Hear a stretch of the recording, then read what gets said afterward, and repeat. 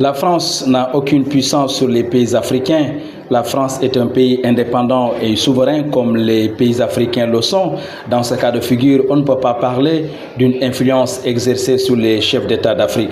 Ce qu'il faut retenir, c'est qu'il y a toujours cette relation historique entre les pays colonisés et les pays colonisateurs qui existe depuis des indépendances.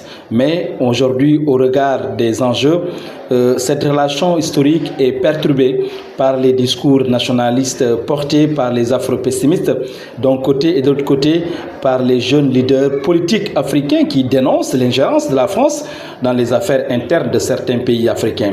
Et cela a développé au cours de ce siècle le sentiment anti-français dans beaucoup de pays africains comme au Mali, au Burkina Faso, en Guinée et au Niger.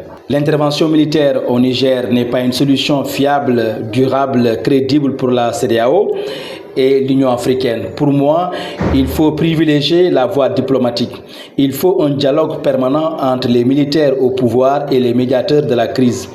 Une guerre dans ce pays serait très risquée pour la CEDEAO, mais aussi elle donnerait une opportunité aux terroristes d'envahir les pays fragiles qui entourent le Niger.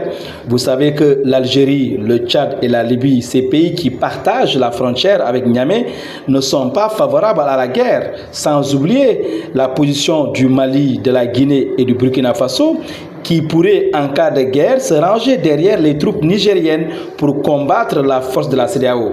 Et là, ça serait véritablement l'installation du chaos en Afrique de l'Ouest.